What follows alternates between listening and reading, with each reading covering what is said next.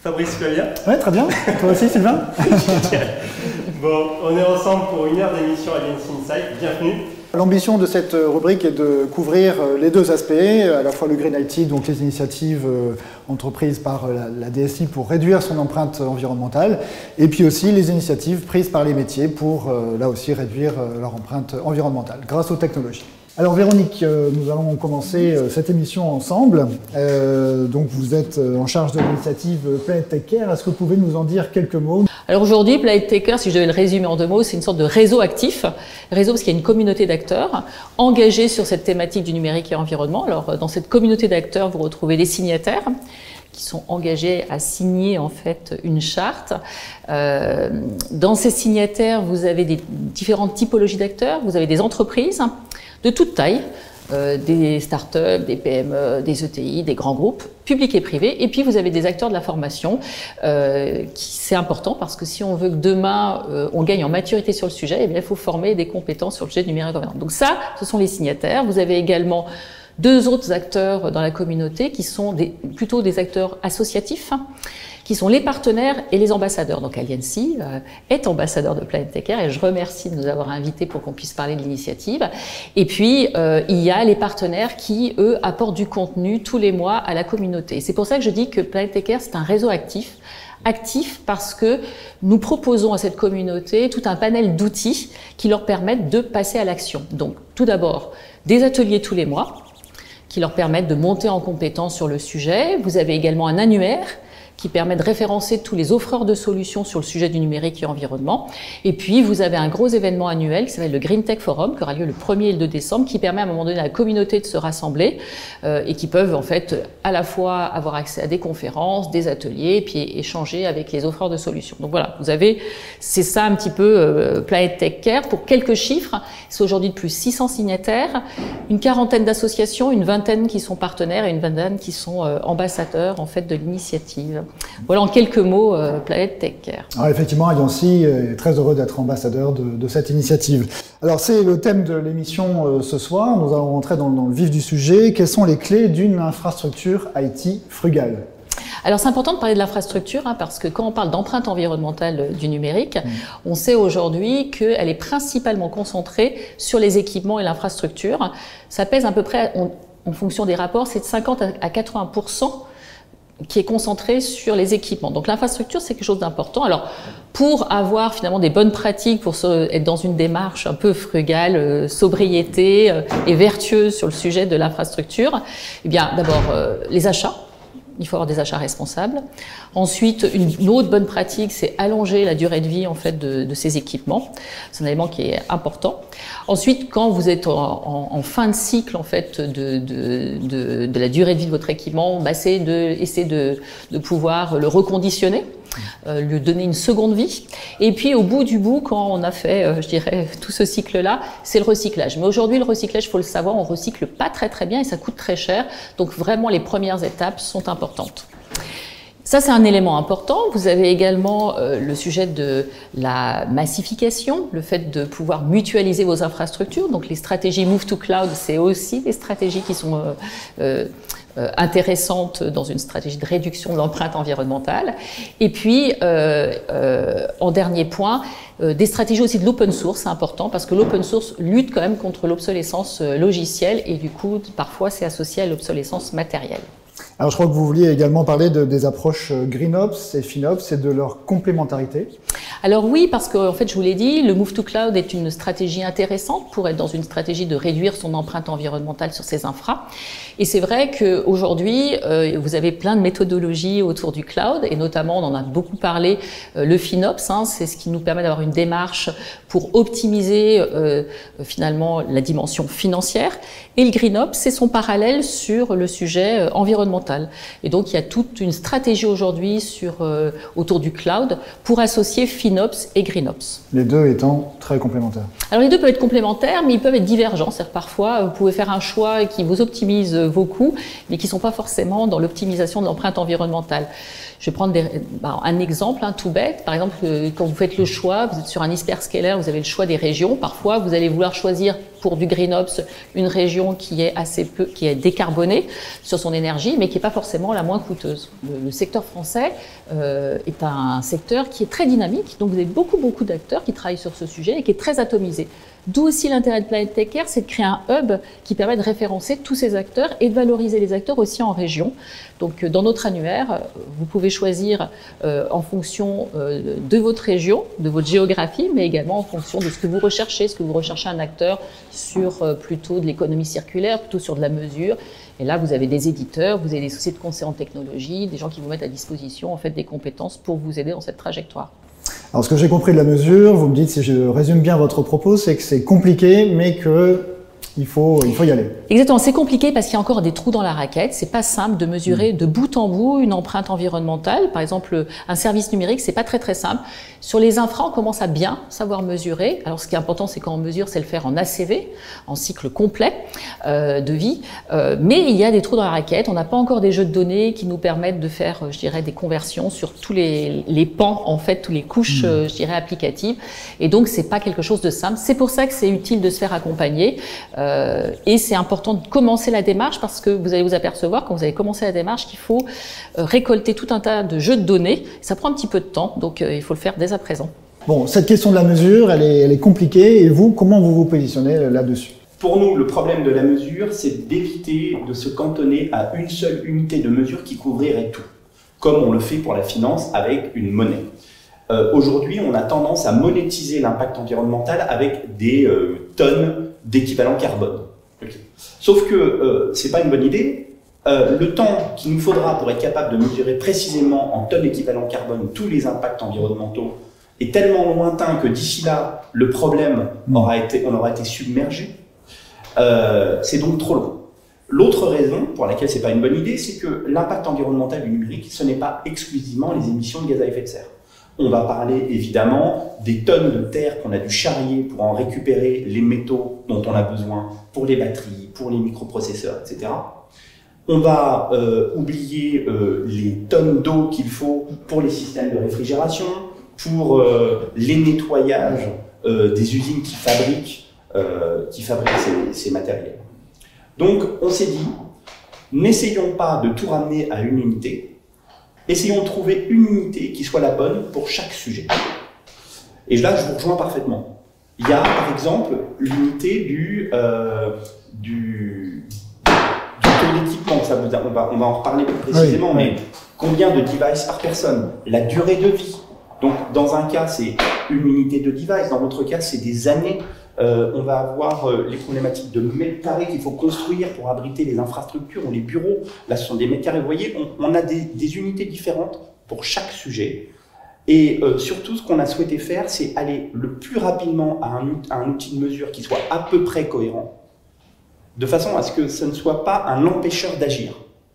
On ne veut pas agir uniquement à partir du moment où on aura cette fameuse unité de mesure. Agissons tout de suite et trouvons tout de suite un instrument de mesure. Donc vous avez créé votre propre référentiel. Exactement. Et donc votre référentiel, c'est quoi? C'est le nombre de mètres carrés? Alors le référentiel, on rejoint les grands sujets. Le référentiel, on va avoir le nombre de devices. Ça, on le connaît. On va avoir sa durée de vie. Ça, c'est connu également. Mais on va aussi avoir, parce que dans l'informatique, on a évidemment des locaux. On a beaucoup de locaux. On ne travaille pas à l'extérieur. On n'a pas des data centers qui sont en plein air. Donc on va avoir les mètres carrés. C'est assez simple d'utiliser cette unité de mesure. On sait qu'un mètre carré, pour le construire, en moyenne, on émet tant, en l'occurrence, de tonnes équivalent carbone. Si on construit moitié moins de mètres carrés, on émet à peu près moitié moins. Évidemment, c'est une tendance. Lorsqu'on va parler de vols en avion, par exemple, qui sont liés au déplacement de nos équipes, eh bien, l'unité de mesure, ça va être le nombre de vols, et on va les segmenter entre les petits, moyens, longs courriers, en tenant compte de certains éléments aggravants comme voyager en business, ce genre de choses. Et là, on commence à corréler d'ailleurs le problème financier et le problème environnemental. Et ce sont des unités qui existent déjà et qui sont à la portée de tout le monde. Et il n'y a pas besoin de convertir tout ça en unité unique. Et je rajouterai juste une petite chose qu'on n'avait pas préparée lorsqu'on en a discuté, mais qui est en train de poindre. C'est qu'aujourd'hui, lorsqu'on utilise une unité de mesure unique, on se comporte comme un contrôleur de gestion. Et un contrôleur de gestion, ce qu'il fait la plupart du temps, c'est qu'il applique une râpe à coûts pour essayer de réduire les coûts. Mais on toujours sur quoi? Sur 5%, 10%. Le sujet aujourd'hui, c'est pas 5 ou 10%. Le sujet, c'est 50%. C'est plus du contrôleur de gestion. C'est pas du ressort du contrôleur de gestion. C'est du ressort de la transformation. Donc l'unité ne doit pas être le facteur limitant pour agir. Alors, on va revenir. Vous disiez que vous étiez en phase avec ce que Véronique a dit, donc les actions pour faire en sorte que son informatique soit plus verte. En quelques mots. Alors, 100% aligné, l'informatique, on peut résumer ça, alors, la plupart des gens le savent maintenant quand ils travaillent dans l'informatique, 5% des émissions de gaz à effet de serre de l'humanité sont liées à l'informatique. Dans ces 5%, il y en a la moitié, c'est le matériel. Il y en a un quart, c'est les vidéos en streaming, et l'autre quart, ce sont les services informatiques. C'est très résumé, mais il faut avoir des ordres de grandeur. La vidéo en streaming, c'est pas trop le sujet des entreprises, c'est le sujet des particuliers. Par contre, le gros sujet, c'est le sujet device. Et dans les devices, on met les ordinateurs, on met les écrans et on met les infrastructures, au sens plus large. On a décidé, nous, d'agir sur la partie la plus importante, c'est-à-dire les devices. Donc, qu'est-ce qu'on fait? On s'assure que le taux d'équipement des personnels ne dépasse pas un device par personne. On s'assure que la durée d'utilisation est la plus longue possible, en essayant d'avoir des actions incitatives pour que le personnel garde son device plus longtemps. On va également jouer beaucoup sur les écrans, puisqu'en fait l'impact environnemental d'un écran est supérieur à celui d'un device. On va essayer de réduire l'impact environnemental des écrans en réduisant le nombre d'écrans par personne, voire en partageant les écrans, puisqu'on est en flex office. Donc finalement aujourd'hui, c'est pas un écran par personne, c'est peut-être un demi-écran, voire un tiers d'écran. Donc voilà, ce genre de... C'est notre priorité sur la partie purement informatique de traiter le sujet du device. D'accord. Qu'en est-il des services informatiques que vous achetez? Alors, sur les services informatiques qu'on achète, je dirais que... alors, on a pris le pli de migrer sur le cloud et donc de bénéficier de cette massification, de ce partage des infrastructures. Donc ça, on est sûr d'aller dans la bonne direction. Après, grâce au FinOps ou au GreenOps, on va essayer de réduire nos usages pour éviter de faire de l'hyperconsommation de ces services. A priori, ça va aussi dans la bonne direction. Après, pour la mesure, on est dépendant de ces prestataires et de l'information qu'ils sont en mesure de nous partager. Alors, on a listé toutes les actions que l'on peut mener, effectivement, mais finalement, quand on a listé ces actions, est-ce que, selon vous, on regarde dans la bonne direction? Alors, c'est tout le sujet. J'espère ne pas déranger le discours en disant ça. On va repartir sur quelques chiffres de base. Globalement, l'humanité, un quart de ses émissions, c'est pour se nourrir, un quart de ses émissions, c'est pour se déplacer, un quart, c'est pour se loger, et le dernier quart, c'est pour consommer des services publics ou des biens de consommation. C'est dans ce dernier quart qu'il y a l'informatique. Et dans ce dernier quart, on dit qu'il y a 5%, c'est l'informatique. Oui, c'est vrai qu'il faut adresser le sujet de l'informatique. Mais si on n'adresse que ce sujet-là, dans le meilleur des cas, on réduira de 5%. L'objectif, c'est 50% horizon 2040. Donc si on veut traiter les choses de façon cohérente, on ne peut pas le dire aux gens, gardez vos ordinateurs plus longtemps, et puis c'est tout. Il faut aussi leur expliquer toute la logique. Et en théorie, on devrait avoir un impact sur eux, sur leur façon de se déplacer, sur leur façon d'utiliser les bureaux. On ne va pas aller jusqu'à regarder comment ils se logent, parce que c'est du domaine de la vie privée. On ne va pas non plus regarder ce qu'il y a dans leurs assiettes, c'est également du domaine de la vie privée. Donc l'entreprise ne peut pas trop s'en mêler. Néanmoins, on considère qu'il n'est pas tenable pour une entreprise de dire à un salarié « réduisez votre impact environnemental du numérique et le reste, on s'en fiche ». Parce qu'en réalité, on va les faire travailler sur 5% de leurs émissions, et puis sur les 95% qui restent, rien ne se passe, voire même ça s'aggrave. Donc, on a développé le concept du Green for IT People. Alors, expliquez-nous ce concept. Voilà, on a le IT for Green, le Green for IT, et le Green for IT People, c'est une façon de dire qu'on ne peut pas considérer que le numérique est responsable de l'impact environnemental. Les responsables sont des gens, donc il faut les identifier. Donc, ce sont les IT People qui polluent avec le numérique. Et on est tous, dans les pays occidentaux, des IT People. Donc, quand on parle d'IT People, ce ne sont pas que les personnes qui sont rattachées à une direction informatique. C'est toute personne qui est connectée. Il faut la responsabiliser, et pour que tout ça ait un sens, il faut qu'elle comprenne qu'elle doit jouer sur tous les leviers. Donc aujourd'hui, au niveau de l'entreprise, on se permet d'agir sur les déplacements. Donc les déplacements professionnels du type vol en avion, on les limite. Les déplacements quotidiens pour venir au bureau, grâce au télétravail qui s'est mis davantage en place avec le Covid, nous limite. Et puis, rationalisation des mètres carrés, puisque tout le monde n'est pas là en même temps. Rationalisation des équipements, puisque tout le monde n'utilise pas les écrans en même temps. Et finalement, il y a une vague de fond. Et on a l'impression de ne pas avoir changé grand-chose. Et au global, on peut dire qu'on a à peu près réduit de 35 à 40% les émissions de gaz à effet de serre de la direction informatique du siège de Veolia en 2 ans. Alors, Philippe Desmaisons, donc, je rappelle, donc vous avez travaillé chez AWS, donc en tant que fournisseur de services cloud, quelles actions mettez-vous en place pour accompagner vos clients dans l'adoption d'une infrastructure IT frugale ?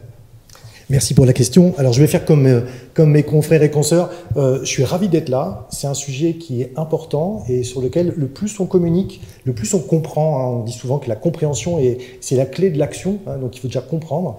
Donc, ça participe à cette compréhension petit à petit des sujets. Donc ça, c'est déjà voilà l'introduction. Alors, c'est vrai que Véronique en a parlé tout à l'heure. Le cloud a un rôle à jouer dans cette logique du... Alors on verra donc Green IT, IT for Green, on pourra revenir dessus, mais globalement, le cloud est un acteur qui, on parlait de massification, moi je dis qu'en fait, dans le cloud, ça correspond finalement au transport en commun de l'IT. On est le blablacar en fait de l'IT, puisqu'on va mettre en commun des ressources. Et en fait, c'est un peu comme une voiture. Hein. La voiture, quand je la gare, il n'y a plus personne qui peut s'en servir, enfin normalement. Hein. Donc, et là, déjà, dès lors qu'on va pouvoir faire en sorte qu'il y ait plusieurs personnes qui puissent servir de la voiture, hein, par exemple 5 personnes dans la voiture, eh bien, on a diminué d'un facteur 5. Donc, le cloud participe à ça. Et donc, on retrouve en fait la modalité classique du cloud qui est ce qu'on appelle un système de responsabilité partagée. C'est-à-dire qu'en fait, par exemple, si on prend le domaine de la sécurité, nous, AWS, on va fournir une plateforme sécurisée, on va fournir un maximum d'outils, on va prendre par exemple le firewall, on va essayer de faire qu'il fonctionne comme une horloge. Par contre, le client en tant que tel, accompagné de ses partenaires, eh bien, il est responsable de son usage dans le cloud. Et donc, cette sécurité dans le cloud incombe au client. Alors, vous allez me dire pourquoi il parle de sécurité alors qu'on est en développement durable ? Et parce que dans le développement durable, c'est exactement la même chose. C'est-à-dire qu'en fait, tel que le client qui définit ses propres règles du firewall, eh bien, c'est pas parce qu'on aura un cloud qui serait une machine à laver AAA++, qui fait 5 kilos, qu'on va pouvoir se dire « Oh ben finalement, c'est cool, mon jean préféré, j'en ai besoin pour ce soir et on met qu'un jean ». En fait, il y a une logique d'usage. C'est pour ça que je suis extrêmement aligné avec ce qui a été dit à gauche ici, c'est qu'en fait, on a chacun une part. Et donc, nous, on prend notre part, bien évidemment. On cherche à faire que la plateforme soit la plus green IT possible. Donc, pour ça, je parlais du facteur 5 et du blablacar, c'est pas pour rien. Alors, le facteur 5, oui, d'où vient-il ? Alors, ce facteur 5 vient en fait de plusieurs études que nous avons menées. On en a fait une donc sur la plaque Amérique en 2019, en 2020 la plaque Asie-Pacifique et en Europe en 2021. Et en fait, on a interviewé, donc c'est un organisme qui s'appelle le 451 Research, qui a interviewé 300 clients qui ont des chiffres d'affaires entre 10 millions et 1 milliard. Donc dans la gaussienne, en fait, on a enlevé les petits, on a enlevé les très gros, et on leur a demandé en fait quelle était la consommation dans leur data center privé, et on a fait en fait l'équivalent dans le cloud AWS. Et le data center médian, sur l'Europe, on retrouve ce facteur 5. Alors, c'est pour ça que je suis encore aligné avec ce qui a été dit, parce qu'il se trouve que sur la plaque Amérique, ils sont qu'à 3,6. Donc, ça veut dire que en Europe, pour faire tourner la même chose, chez soi, c'est 5 fois plus consommateur d'énergie, et aux États-Unis, que 3,6. Alors, pourquoi ils sont mieux que nous ? Ben, surtout, ils n'ont pas le même comportement, parce qu'en fait, ils renouvellent leurs serveurs beaucoup plus souvent. Donc, ils ont des serveurs qui consomment moins. Mais si on regarde la fameuse analyse du cycle de vie au total, c'est pas obligatoirement gagnant. Donc, ce qui est important de voir, c'est que de toute façon, on est dans une logique où si on partage, on est gagnant. Et là, je rejoins en fait ce qui a été dit aussi, c'est-à-dire que on peut pas se contenter de dire, bah, c'est dans le cloud, c'est chouette. Je prends le blablacar tranquille. En fait, il faut aussi, pour éviter le fameux effet rebond, faire en sorte qu'on contrôle ces usages. Et là, c'est tant du domaine de l'IT et de la DSI que des métiers. Alors je voulais juste revenir avant d'aborder effectivement cette thématique très intéressante de l'effet rebond, mais je voulais juste revenir sur l'explication du facteur 5. Alors le facteur 5. Il y a le facteur mutualisation, il y a aussi chez AWS un facteur que vous allez nous expliquer. Alors exactement, il se trouve que donc, le premier facteur, on en a parlé, c'est effectivement le transport en commun de l'IT. Ça c'est quelque chose qui est assez facile à imaginer. Après, il y a quelque chose qui est peut-être un peu moins intuitif, qui est le fait que, comme nous fabriquons 100% de notre hardware, eh bien, ça a un impact très important. Alors pour ça, j'essaye de l'expliquer par ce que j'appelle le syndrome du traitement de texte. Alors, ne cherchez pas sur votre moteur de recherche préféré. D'abord, ça va consommer du CO2 pour rien. Et ensuite, c'est ma façon d'expliquer les choses. En fait, quand j'utilise un traitement de texte, je suis un piètre utilisateur. Je fais du gras, du souligné, de l'italique de temps en temps. Je fais une table des matières, c'est le maximum que je puisse faire. Autrement dit, j'utilise moins de 10% des fonctionnalités. Pourtant, c'est bien 100% du traitement de texte qu'on retrouve dans la mémoire et qui utilise le processeur. Ça veut dire qu'il y a inadéquation entre à la fois la ressource consommée et les usages. Et donc, nous, de par notre métier et notre ADN, alors j'aurais bien aimé que ce soit pour ça, mais en 2006, c'était pas pour ça qu'on a décidé de fabriquer nos propres hardware. La vraie raison, c'est la sécurité. C'est qu'on voulait être maître de bout en bout de tout ce qui pouvait être mis en place pour nos clients. Et de ce fait, en fabriquant notre propre hardware, on a aussi en fait, travaillé sur la mise en adéquation des ressources et des usages. Et alors ça a aussi un autre bénéfice économique, tout simplement, puisqu'il n'y a pas de gras, grosso modo. On est sur un business de très large volume, mais à faible marge. Et donc, ces deux éléments combinés, le Blablacar de l'IT, plus le phénomène du traitement de texte, où on met vraiment, enfin, un anti-traitement de texte, on met vraiment, en fait, l'adéquation des ressources et des usages. Ça peut faire un peu vétéran de l'IT, mais mon premier ordinateur, c'était un PC, et donc, il avait un disque dur de 10 mégaoctets, et une mémoire de 512 kilos. Eh bien, figurez-vous, j'avais un traitement de texte. Voilà. D'accord. Alors, donc là, vous venez de parler de cet aspect des choses. Maintenant, quelles sont les actions que vous menez pour accompagner vos clients sur les usages dans le cloud ? Alors, effectivement, donc on a dans la partie donc qui est la partie haute, donc la durabilité dans le cloud. Donc on accompagne au quotidien nos clients. Donc pour ça, en fait, depuis plusieurs années, nous avions donc un framework en bon français, m'excuserez, donc qu'on appelle le Well Architected Framework. Donc c'est pour accompagner nos clients à ce que ce soit bien architecturé. Donc historiquement, le premier pilier, devinez quoi, c'est la sécurité. Le deuxième, c'est la disponibilité. Le troisième, la performance. Le quatrième, pour faire plaisir à mon vin, c'était le coût. Le cinquième était la maintenabilité. C'est bien beau de faire des belles architectures, mais si c'est compliqué à maintenir, c'est pas terrible. Et nous avons rajouté en 2021 le développement durable. Donc nous avons codifié dans la console directement donc des questions-réponses pour accompagner nos clients.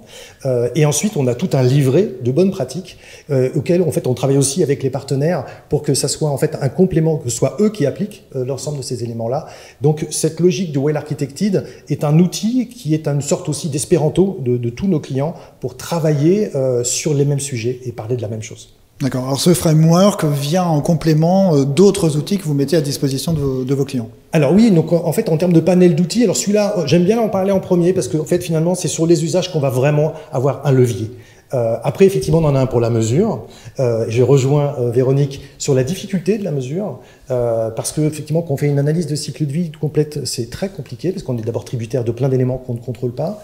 Et je suis vraiment désolé de rejoindre énormément tout ce que vous avez dit, mais on a eu aussi une logique de faire que le CO2 est pas toujours la bonne mesure, parce que ça met du temps à être calculé correctement et être précis. Donc cet outil, il est la frontière entre nous et nos clients. Donc c'est le Carbon en fait Footprint Tool qui est dans la console, et d'ailleurs aux côtés de la partie FinOps, on retrouve la consommation en équivalent carbone. Alors pour l'instant, parce que c'est compliqué, et pour ça que donc sur le scope 1, le scope 2, c'est-à-dire ce qu'on émet directement nous à AWS, et sur l'énergie que nous utilisons, sachant qu'aujourd'hui sur ce scope 2, on fait énormément d'efforts d'achat d'énergie renouvelable. Mais au-delà des achats, surtout, c'est plus de 300 projets dans le monde qui travaillent avec les gens du métier de l'énergie, où on s'engage à leur côté sur à la fois des lettres d'intention et ce qu'on appelle des Power Purchase Agreements, des PPA, où en fait on travaille ensemble dans la durée pour qu'il y ait suffisamment d'énergie renouvelable et qu'on ne fasse pas que consommer ce qu'il y a aujourd'hui, mais travailler dans le futur. Voilà. Donc, si je résume, vous accompagnez vos clients dans leur utilisation du cloud afin qu'ils décarbonisent leurs activités. Exactement. Donc, sur la partie Green IT, on en a vu. Mais après, effectivement, on ne fait pas partie que du problème. Parce qu'effectivement, on l'a dit, c'est que 5%. Et puis après, il y a tout le reste. Et finalement, le cloud, et on voit bien... on imagine bien que derrière chaque tableau qui est du GIEC, il y a énormément d'heures de calcul.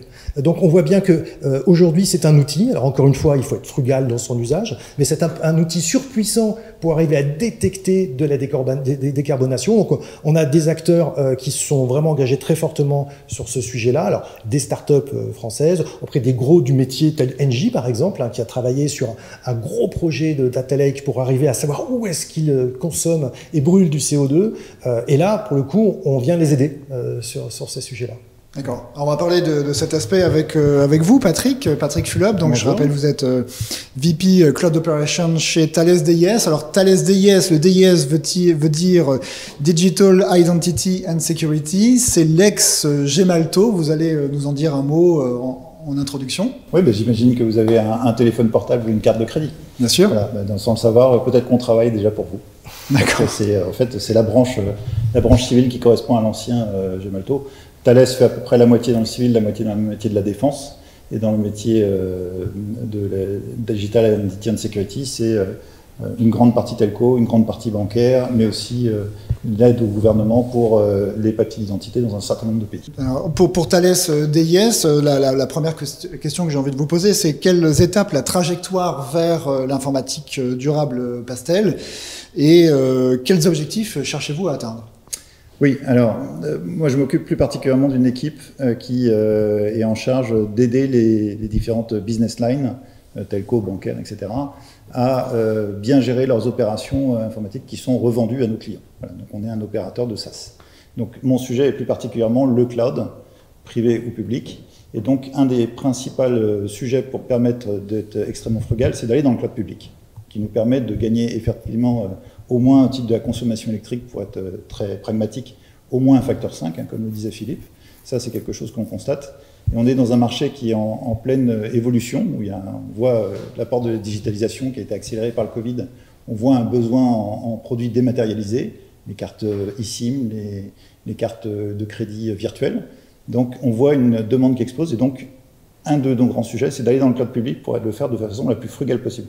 Parce que le meilleur carbone est celui qu'on ne génère pas. Donc si on peut utiliser d'abord à même charge applicative une consommation bien moindre, on gagne beaucoup. Effectivement, après, la compensation ne vient qu'en dernier ressort.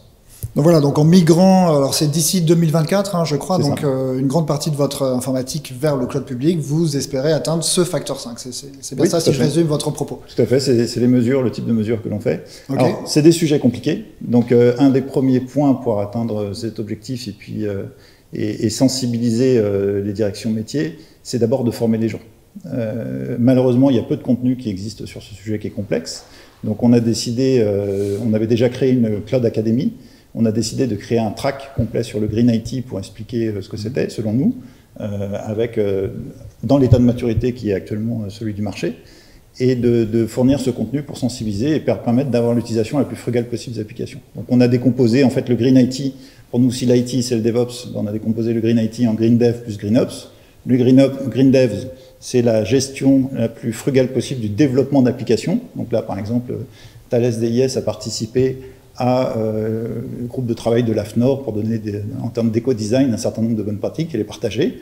Donc ça, c'est un des premiers points. Moi, je m'occupe plus particulièrement de la partie GreenOps. Donc GreenOps, c'est la façon de faire tourner l'application de la façon la plus frugale possible. Donc nous, c'est une stratégie plutôt cloud public que l'on utilise pour ça. Et c'est une stratégie qui comme on l'a expliqué, actuellement, la mesure est difficile parce qu'on n'a pas forcément une grande maturité. Donc on a décidé d'être très pragmatique, de se focaliser sur le scope 2, qui est la consommation d'énergie électrique, en attendant qu'on ait des données très précises sur le scope 3, qui est la consommation pour générer le matériel, sur la partie cloud. Et sur ça, on a décidé, parce qu'on avait déjà une équipe FinOps très performante, on avait déjà des mesures qui étaient données chaque mois à chaque responsable applicatif sur la consommation effective en termes d'argent financier par rapport au cloud. Il y avait un lien évident avec la consommation électrique. Donc on a inclus dans ces rapports, et c'est ce qu'on appelle le Carbo-FinOps, c'est peut-être un mot qu'on a créé, ou je ne sais pas si on l'a trouvé ailleurs, mais en tout cas, c'est faire le lien entre les deux, en donnant dans chaque rapport effectivement quelle est la consommation électrique liée, le kilowattheure, qui est pour nous notre pivot de mesure important sur la consommation électrique, parce que ça c'est une mesure tangible, physique, mesurable, qu'on peut comparer dans le public et dans le privé. Et ensuite, d'en déduire le carbone généré. Donc ça, c'est une hypothèse. Effectivement, ça évolue beaucoup. Des fois, on est obligé de faire des rétrocalculs pour corriger les mesures précédentes. Mais on a choisi aussi, pour bien sensibiliser les gens, parce que c'est difficile de savoir ce que c'est qu'un kilowattheure, ou c'est difficile de savoir ce que c'est que du CO2, de donner le nombre de jeunes arbres plantés qu'il faudrait planter chaque mois pour compenser les émissions carbone. Donc c'est un équivalent facile à comprendre, j'ai envie de dire. Voilà, c'est ça. C'est-à-dire que quand on sensibilise un responsable applicatif pour lui dire « attention, tu pourras gagner 5 kWh ou X kilos de CO2 », c'est bien, mais comme le disait Véronique, il y a toujours un trade-off. Par rapport à ma responsabilité de garder l'application la plus fiable possible ou perdre un petit peu de CO2, c'est pas très grave. Si on lui dit que ça éviterait de planter 42 arbres par mois, ça lui parle. Et dans certains cas, ça a joué pour déclencher des actions plus facilement. Philippe, vous vouliez réagir ? Alors justement, en fait, ça rejoint l'idée de la mesure CO2, qui est une mesure qui est difficile à appréhender. Et donc pour ça, donc dans le fameux Well Architected Framework, donc ça fait partie des éléments qu'on essaye de travailler avec nos clients. Souvent, la première chose qu'on dit aux gens de la DSI, c'est inviter les métiers. Et on retravaille en fait sur ce qu'on appelle des proxymétriques. Vous m'excuserez encore un nouvel anglicisme. Et ce proxymétrique, c'est un métrique qui parle à tout le monde. Et donc, par exemple, à la WS Summit, notre événement qui a eu lieu donc au mois d'avril, on a eu la chance d'avoir la société TIDS qui est intervenue. Donc, c'est une société dans la publicité en ligne. Et donc, eux, ils ont travaillé sur un métrique qui était assez intéressant, c'est-à-dire que eux, ils ont normalisé leur usage processeur. Donc, selon la taille des machines, ils sont arrivés sur cette logique de ressources et ils l'ont divisé par le nombre de publicités vues. Et donc ce rapport parle au métier, parce qu'en fait, s'il y a plus de publicité vue avec la même ressource, eh bien ça peut être aussi intéressant pour finalement avec le même nombre, si on a baissé la ressource. Donc ce sont des éléments qui permettent aux métiers de savoir où est-ce qu'ils en sont, et c'est ce type de métrique qu'on essaie de mettre en place avec nos clients, parce que ça parle au métier, et c'est exactement ce qu'a pu faire Patrick aujourd'hui, c'est trouver des métriques qui parlent. Une question très opérationnelle, on nous demande si on peut avoir un taux de conversion CO2 par arbre. Alors, c'est des hypothèses, ça dépend évidemment de la jeunesse de l'arbre, de la région dans laquelle il est planté, de l'espèce de l'arbre, etc. Donc, il y a un ensemble d'hypothèses. Donc, c'est là où il y a de l'approximation, c'est là où il n'y a pas encore de standard de traçabilité type ISO. Et en tout cas, on est capable de faire une conversion qu'on a expliquée et on est capable de revenir dans nos hypothèses. Donc, ça fait à peu près, on a 2 ans d'historique en termes de chiffrage sur le Carbofinops. On est capable de revenir et de rétro-calculer et de revenir avec les mesures si on s'aperçoit qu'une de nos hypothèses était fausse. Alors, le Cloud Academy, c'est une académie interne qui est réservée à l'intérieur du groupe Thales, d'abord à DIS. On l'a lancé en début de cette année. On a eu un succès qui était assez imprévu. On ne pensait pas avoir autant de monde. Sur le track Green IT, c'est un track qui est optionnel, qui est proposé. On voit une bonne fréquentation et surtout, ça nous a poussé à faire du contenu et à simplifier notre discours et à expliquer dans cette démarche qui est encore bourgeonnante les clés de lecture avec beaucoup d'humilité parce que ça progresse tous les jours et on est très fiers de dire qu'il y a péremption tous les 6 mois par rapport à ça. Et ça nous permet d'expliquer notamment, et pour faire le lien avec ce que disait Philippe, on a participé par exemple à la bêta de leur outil de Carbon Calculator. Donc ça, c'est des choses où notre expérience permet d'influer sur le développement de ces outils. Ça, c'est très important. Et aussi, évidemment, cet outil nous permet de confirmer un certain nombre d'hypothèses. Et ultimement, c'est le vendeur de cloud qui a la donnée la plus précise. Et on les encourage, par exemple, systématiquement, ça Philippe le sait, je suis un peu pénible avec ça, mais on les encourage systématiquement à revenir au pivot énergétique, qui pour nous est le vrai pivot de mesure en fait du transfert d'électrons, c'est le kilowattheure. Et c'est quand on aura ça, on sera très content. D'accord. Alors, vous avez évoqué donc les bénéfices de la migration d'une partie de votre informatique vers le cloud public. Est-ce qu'il y a d'autres leviers que vous activez ? Bien sûr, on n'est qu'au début. Non, mais il y a, dans le cloud public, déjà, on a un nouveau type de plateforme extrêmement standardisée, extrêmement automatisée, qui nous permet de bénéficier d'un certain nombre de gains immédiats, tangibles et mesurables. Par exemple, je l'ai dit tout à l'heure, quand on déplace une application du cloud privé au cloud public, on a vu déjà un gain de 5 fois. Bon. Ça c'est mesurable, on a les mesures dans les deux, on a pu le comparer. Donc ça, c'est un client qui le dit, c'est pas le vendeur.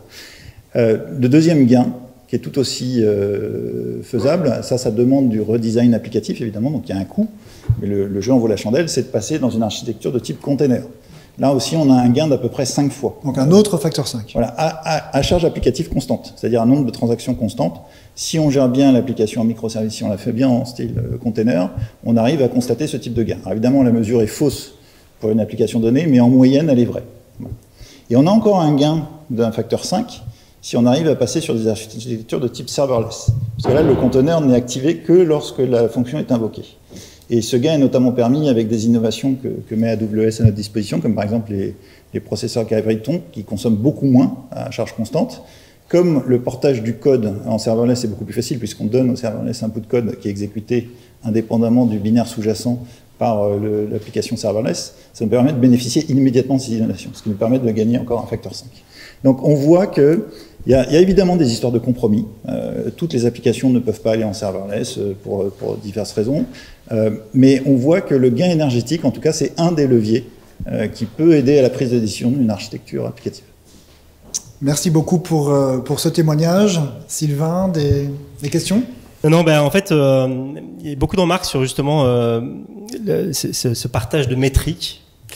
Je pense que dans vos organisations, le sujet, c'est un peu le manque de référentiel les uns par rapport aux autres. Thomas, je crois que il y a eu une vraie démarche autour de Veolia sur la construction de ces indicateurs sur lesquels il y a des vraies mesures, des vraies actions. Enfin, est-ce que peut-être partager un peu quelques métriques qu'on pourrait partager avec l'Assemblée qui vous paraissent... Alors, si par métrique, on entend unité de mesure, j'en ai déjà parlé. Par contre, si par métrique, on entend le taux de diminution qu'on a réussi à atteindre, alors il y a une métrique qui est très intéressante, c'est la diminution des déplacements professionnels. Le problème, c'est qu'on a mis ça en place à partir de fin 2019 et que 2020-2021, évidemment, on a fait un score extraordinaire. On peut absolument pas considérer que ce soit représentatif. Donc, on va s'intéresser à l'année 2022, voire 2023, quand on sera de nouveau arrivé dans un mode de fonctionnement de l'humanité normal. On a fixé comme premier objectif pour 2023 de réduire les déplacements de 50%. D'accord ? Alors, on mesure tout. On mesure le rail, on mesure la voiture, on mesure l'avion. Alors évidemment, c'est l'avion qui est le plus lourd. Donc finalement, c'est le seul métrique intéressant à mesurer. Tant qu'on n'aura pas réduit nos vols en avion, ça ne changera rien. Donc, on s'est fixé comme objectif 50%. Pour vous donner un exemple, alors il y a des références de calcul de ce qu'impacte un vol. On dit qu'en moyenne, un aller-retour Paris-New York, ça va être de l'ordre de 2 tonnes, 3 tonnes. Alors en réalité, quand on regarde selon les instituts de calcul, ça varie entre 0,9 et 3,7. Donc on va dire, allez, à peu près 2. Bon. On était à 440 tonnes émises pour les voyages en avion en 2019. On se fixe comme objectif de ne pas dépasser 220 tonnes en 2022 et on va probablement ensuite aller encore plus loin. On va refuser tous les déplacements de moins de 1000 km qui ne peuvent pas être pratiqués via le rail. On va refuser qu'ils soient pratiqués en avion. Donc voilà, un métrique important, moins 50% sur les avions. On a réduit de 35% nos mètres carrés. Alors que la population informatique de notre équipe, elle a augmenté, elle, de pas loin de 20%. Donc il y a un effet ciseau. Donc le nombre de mètres carrés par personne est en train de tomber drastiquement. Alors il y a un effet d'aubaine. On vient d'absorber une partie du groupe Suez. Il fallait de la place pour ces gens-là. On a libéré de la place. On n'a pas eu besoin de faire construire un nouvel immeuble ou de louer de nouveaux bureaux. Voilà le genre de métrique qu'on a, et le métrique qui devient intéressant maintenant, c'est de voir que une station de travail standard pour un employé de la direction informatique, c'est globalement entre 0,5 et 1 écran par personne. En device, on va être sur un Chromebook par personne. Chromebook ayant été choisi parce que c'est à la construction et à l'utilisation un des devices les moins émetteurs. Et puis, pareil, on va favoriser les doubles cartes SIM pour les téléphones, pour éviter que les employés aient 2 téléphones, ce genre de choses. Et c'est grâce à cela qu'on arrive à la conclusion qu'on a réduit l'impact environnemental équivalent carbone d'à peu près 35 à 40% en un temps record. En un temps record. Par contre, c'est vrai qu'il y a du luxe qui a disparu. C'est terminé les stations de travail avec 3 écrans. C'est terminé les personnes qui changent leur device tous les 2 ans. C'est terminé les gens qui demandent le dernier téléphone portable à la mode parce que y a un côté quasi rémunération de ce sujet. L'informatique est un mode de rémunération du personnel. Il faut que le personnel constate que ce n'est pas un manque de considération si on ne lui change pas ses ordinateurs ou ses écrans tous les ans. Voilà le genre de métriques qu'on peut partager. J'espère avoir répondu à la question. Très bien, merci beaucoup. Philippe, tu as introduit tout à l'heure le sujet du développement durable. Hein. Quelles ont été les conséquences positives? Quelles ont été les conséquences financières, humaines et techniques? Alors, excellente question. Donc, le développement durable environnemental chez nous, donc il est essentiellement né en termes de communication en 2019. Pourquoi? Parce que là, on a communiqué sur un engagement qu'on appelle le Climate Pledge, qui fait que le groupe Amazon, et pas uniquement AWS, s'est engagé donc à être zéro net carbone 10 ans avant les accords de Paris, donc 2040. Donc, qu'est-ce que ça a changé pour nous, le développement durable environnemental? Eh bien, donc, la partie énergie renouvelable, c'est quelque chose d'extrêmement important. J'en ai déjà parlé. Donc, aujourd'hui, sur le chemin du 100% énergie renouvelable, au départ, on avait visé 2030. Et alors, je précise, c'est le groupe Amazon. Hein. Vous savez, ceux qui livrent des paquets sont comptés dedans. Et c'est pas exactement la même logique dès lors qu'on parle du groupe Amazon et AWS en fait partie. Alors, ce qui est aussi intéressant, c'est pourquoi cette fois-ci, alors que souvent, on est vraiment très dissociés, on fait pas le même métier, on ne communique pas vraiment en tant que groupe Amazon. C'est parce qu'on est beaucoup plus fort et que donc, dans le cadre, par exemple, si on prend les fameux objectifs des Nations Unies, hein, donc les objectifs du développement durable, ils sont tous très intéressants, mais le dernier, le 17, il rejoint ce que fait Véronique, c'est le partnership, c'est de travailler en commun, et c'est ce que l'on fait, parce que ce Climate Pledge, c'est plus de 300 signataires qui se sont engagés et sur lesquels on partage. Et donc, qu'est-ce qu'on fait au quotidien? Eh bien, au-delà de l'énergie renouvelable, donc là, aujourd'hui, on est à 65%, on était à 42% en 2019, pardon, et on pense qu'on devrait être à 100% avant la fin 2025. Donc qu'est-ce que ça a changé? Ça a changé énormément de choses au niveau du groupe, dans la façon d'acheter et aussi de consommer. Alors, pour la partie qui peut être intéressante, c'est la partie du hardware, puisque finalement, on en a parlé, c'est le scope 3, c'est compliqué à mesurer, parce que ce sont des fournisseurs et ainsi de suite. Alors, une des choses qu'on a faites et sur lesquelles on a communiqué très récemment, c'est que, alors déjà, on n'a pas de politique de mettre en fait en recyclage nos hardware au bout de tant d'années. On n'a pas cette logique-là, tout simplement parce qu'en fait, on peut réutiliser en interne pour des services à plus forte valeur ajoutée, mais qui ne sont pas obligatoirement liés à la qualité du processeur, etc. Donc, on n'a pas cette logique-là. Par contre, on a une logique comptable. Et il se trouve que nous devons annoncer, alors la logique comptable doit suivre la réalité, bien évidemment. On a annoncé que nous avons positionné le curseur en termes de renouvellement et bien sur 5 ans pour les serveurs et de 6 ans pour les réseaux. Donc ça veut dire que, sachant qu'on partait de 3, on est passé à 4, et là on passe à 5. Donc ce sont des choses en termes de logistique, en termes de capacity planning, de qualité aussi du service délivré qu'on doit maintenir. Donc tout ça, ce sont des choses, des choses de fond que l'on met en place à une dimension qui est intéressante aussi pour nos clients de par la logique de massification. Alors, pas qu'il faudra répondre à cette question, mais comment faire quand on est multi-cloud? Mais c'est monocloud, je crois, pour. Ouais, mais là, été du multi-cloud, pour avoir une vision globale de notre empreinte et à quand des carbone calculateurs avec des méthodologies similaires pour faire la consolidation. Alors, je sais pas si. Je me permets ? Oui, Thomas. Alors, chez Veolia, on est un peu multi-cloud, c'est-à-dire qu'on a plusieurs fournisseurs. Il y a AWS. On n'a pas mis tous nos œufs dans le même panier et on est confronté à un problème de mesure. Pourquoi? D'abord parce que déjà tous les opérateurs n'ont pas la même maturité sur leurs calculs. Donc déjà, c'est pas facile et on peut pas blâmer quelqu'un de pas savoir calculer parce que c'est pas parce qu'il ne sait pas calculer qu'il n'est pas vertueux. S'il y a des pics, ça veut dire que même si Amazon, AWS a choisi de se fournir en électricité verte, arrive un moment où si tout le monde utilise les infrastructures au même moment, là, il y a un débordement, il va falloir réactiver des combinés gaz ou des choses comme ça. Donc, on est arrivé, nous, à la conclusion que le monde de l'informatique n'est pas encore suffisamment mûr pour que chacun puisse savoir avec certitude quelle est son émission de gaz à effet de serre en consommant des services cloud. On est donc obligé de fonctionner sur des ABAC, qui sont des moyennes, mais qui peuvent éventuellement nous tromper, parce que si on décide de n'utiliser que des data centers à côté de centrales thermiques au charbon, eh bien la BAC sera complètement faux. Véronique, oui. Juste en complément, parce que c'est une question qui est importante, parce que pour beaucoup de clients, et un des rôles de Planet Tech Care, c'est aussi de mettre en relation en fait les acteurs pour les aider à construire des communs. Les entreprises comme Veolia sont des entreprises qui ont les moyens aujourd'hui de pouvoir, je dirais, mener ces réflexions, mener ces travaux, mais il y a plein d'acteurs qui sont plus petits pour qui c'est une grande difficulté. Et donc Planet Tech Care, c'est aussi un réseau qui permet aussi de mettre en commun pour proposer des solutions accessibles à tous. D'accord. Patrick, vous vouliez réagir également, j'imagine ? Oui, ben on peut évoquer aussi les données factuelles que l'on a. Par exemple, on parlait du scope 2 des data centers.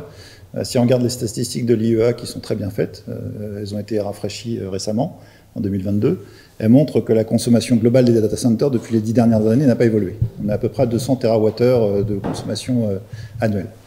Donc c'est relativement stable. Par contre, la puissance de calcul pour la même consommation électrique a été multipliée par 8, grâce aux différents acteurs du cloud public, AWS étant le premier d'entre eux, qui aujourd'hui représente la moitié de la consommation électrique.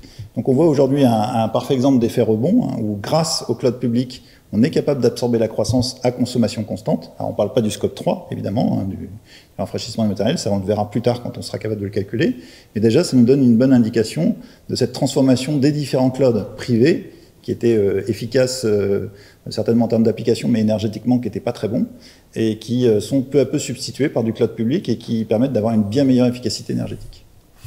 Alors Véronique, tout à l'heure Philippe a parlé de la partie partnership, donc je pense que vous avez peut-être envie de réagir par rapport à cet aspect-là, cette importance de la mise en réseau. Alors oui, c'est tout le sens en fait de Planet Tech Care, Ouais. c'est le fait de dire qu'aujourd'hui on se met en réseau pour passer à l'échelle. Et donc, on en a parlé tout à l'heure, en fait, on est dans un secteur où il y a énormément de choses qui se font, mais c'est très atomisé. Et donc, Planet Tech Care, sa mission, c'est en fait de consolider un marché pour vraiment aller plus vite et plus loin, parce qu'il y a une urgence sur ces sujets-là. Et on le voit, il y a encore énormément de thématiques qu'on ne sait pas bien adresser. Et en travaillant ensemble, ça nous permet en fait de progresser sur ces différents sujets.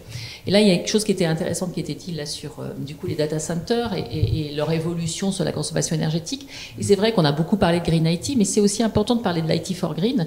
C'est aussi important de placer sur le numérique le sujet entre le curseur entre sobriété et innovation et pas focaliser que sur la partie sobriété. On a besoin d'innovation si on veut régler tout un tas de problèmes, et notamment, on a parlé tout à l'heure sur les mètres carrés, sur les déplacements, etc. Sans numérique, ça va être compliqué de réussir la transition écologique de tout un tas de secteurs. Alors c'est une question parce que j'espère qu'elle n'a pas été posée parce que c'est ma spécialité. Parce qu'on voit arriver dans les organisations des Chief Impact Officers qui se mettent en place dans pas mal de grandes organisations. Quelle est, selon vous, leur maturité sur le fait que le numérique peut être une voie vers la solution de l'efficience dans les organisations? Est-ce que vous avez des premiers feedbacks Alors chez Veolia, on a une position un petit peu particulière puisqu'on est un groupe de services à l'environnement. Donc a priori, l'informatique de Veolia, par essence, c'est de l'IT for Green, puisque c'est au service à l'environnement. Donc on a décidé de ne pas voir les choses de cette façon-là, parce que sinon c'est un peu trop facile. En revanche, on essaye de voir un petit peu ce qui se passe sur le marché. Et les opérateurs qui se positionnent comme vendant des services IT for Green, on a constaté une chose, c'est que pour l'essentiel, ils en sont, et là la boucle va être bouclée, ils en sont au stade de l'assessment. C'est-à-dire que je prétends être un opérateur de l'IT for Green parce que je vends des outils de mesure. Mais mesurer n'a jamais réduit l'impact environnemental de quelque chose. Donc je pense qu'on en est au balbutiement. Il y a des cas évidents, par exemple une voiture hybride sans informatique n'est pas capable de faire la bascule entre le thermique et l'électrique. Donc là c'est du vrai IT for Green. Mais l'IT for Green aujourd'hui qui est mise en avant, c'est de l'assessment, mais c'est pas encore l'IT for Green qui permet automatiquement de réduire l'impact environnemental de quelque chose. Donc je pense qu'on en est quand même au tout début, et il faudrait peut-être favoriser ceux qui vendent une solution informatique qui agit plus que des solutions informatiques qui mesurent. Alors c'est une très bonne question parce que aujourd'hui, c'est vrai qu'on est un marteau, on voit que des clous. Et quand on fait partie de l'IT, en fait, on voit toujours par un spectre IT. Mais c'est pas vrai que pour l'IT, les autres départements, en fait, ne voient aussi que par leur propre façon de faire. Et on s'est rendu compte en fait que le fameux curseur sobriété-innovation, en fait, la DSI a plutôt tendance à dire finalement la partie sobriété, je peux la maîtriser. L'innovation, je dois travailler avec les autres. Et donc, on a créé ce qu'on appelle en fait les Digital Innovation Workshops, où en fait là, on est vraiment juste facilitateur, on est juste un troisième larron où on fait rencontrer en fait la DSI et les métiers. Et on les fait discuter. Et pourquoi? Parce que, en fait, déjà, on leur montre le champ des possibles. Qu'est-ce que c'est que le Green IT? Qu'est-ce qu'on peut faire avec? Et puis, les métiers vont dire ce dont ils ont besoin. Et puis après aussi, on travaille ensemble sur les fameux Service Level Agreement, les fameux SLA. C'est vrai quand on est métier, on a toujours envie d'avoir le meilleur. Et on se dit on veut ceinture, bretelle, parachute. Et quand on ne se rend pas compte de l'impact, justement, qu'on parle d'impact, donc d'où l'importance des fameux arbres, eh bien tout de suite, ça fait réfléchir les équipes ensemble. Et en fait, on arrive de par donc cette logique d'atelier où on met juste en commun les gens, il n'y a pas d'intelligence énorme autour de ça. On utilise des post-it, on discute, vous voyez, c'est pas des tableaux blancs, mais au final, on arrive à des projets d'innovation qui sont cette fois-ci dans la logique d'IT for Green. Et pour répondre exactement à la question sur la notion d'impact officer, eh bien en fait, c'est le fait d'avoir quelqu'un qui porte ce sujet-là est très important parce que souvent on voit que c'est quand même très disséminé et beaucoup de bonne volonté. Et donc il est important aussi que quelqu'un porte le sujet. Et ça, c'est vraiment aussi un élément qu'on a appris avec nos clients, c'est qu'en fait, on était plus fort quand on avait un interlocuteur unique qui portait le sujet. Patrick, vous voulez réagir ou pas? Non, j'ai rien à ajouter à ce qu'ont dit mes partenaires ici dans cette émission. Nous, chez Thales DIS, on est plutôt sur un angle ESG, contribution à l'ESG, parce que l'acronyme était déjà pris, CIO. Mais et puis, on a une forte dimension aussi dans le développement embarqué. Tous les éléments sécurisés que l'on met dans les cartes, évidemment, c'est une certaine expérience manufacturing, de gestion des produits, des opérations, de mobilité des employés. Donc, on le prend plutôt dans cet axe. Et le green est plutôt vu sous un angle collectif avec des groupes de travail, comme j'ai dit, avec le Green Ops, le Green Dev, et tout ce qui découle de ces différentes terminologies. En fait, c'est sur la réalité du poids de la mesure de l'IT dans un groupe comme Veolia. Enfin, qu'est-ce que ça pèse réellement par rapport à l'ensemble de l'impact carbone? Prendre uniquement la mesure entendue actuelle, qui est les émissions de gaz à effet de serre équivalent carbone, elle est globalement de l'ordre de 1 pour 1000 des émissions du groupe Veolia. L'impact du numérique est de l'ordre de 1 pour 1000. Or, la marge d'erreur dans le calcul des émissions de gaz à effet de serre d'une activité humaine, c'est plus ou moins 40%. Donc, même si on fait tout l'informatique de Veolia, c'est même pas l'épaisseur du trait de la marge d'erreur. Ce qui veut dire que c'est pas en agissant sur l'informatique que Veolia va réduire drastiquement son impact environnemental. En revanche, dans un groupe comme Veolia, qui par essence émet beaucoup de gaz à effet de serre, peut-être qu'une petite dépense informatique supplémentaire va permettre de réduire de 20% les émissions de gaz à effet de serre d'un incinérateur. Et alors là, le retour sur investissement carbone, il est majeur. Donc, en tout cas, je pense que toutes les organisations doivent se poser la question de l'impact relatif de l'informatique par rapport au reste. Chez Veolia, on a décidé de réduire l'impact environnemental de l'informatique, mais d'abord parce qu'on veut tous être alignés. On ne va pas dire que ceux qui travaillent dans les usines doivent réduire leurs émissions de gaz à effet de serre et pas ceux qui travaillent dans les bureaux. Donc tout le monde s'aligne, tout le monde travaille. Même si on ne représente que 1 pour 1000, on le fera. Il n'y a aucune raison qu'on n'apporte pas notre part. Après, il y a d'autres groupes, je pense à des groupes bancaires, où évidemment l'impact environnemental de leur informatique par rapport au reste sera beaucoup plus lourd. Donc en agissant dessus, la part relative sera bien meilleure. Merci. Est-ce que nos invités veulent rajouter quelque chose pour le mot de la fin? Non, je veux te dire que c'était une belle table ronde. Je trouve qu'on a bien adressé le sujet, c'était sympa. En tout cas, bravo à vous. Donc, Fabrice, quelques rendez-vous à venir sur ta rubrique, oui, sur un groupe de travail. On organise dans quelques jours un comité éditorial qui nous permettra d'aller un peu plus loin sur la thématique de l'IT for Green, donc avec un certain nombre d'entreprises qui vont témoigner, nous faire part de leur retour d'expérience et des perspectives sur cette thématique prometteuse selon nous. Merci à nos 4 invités.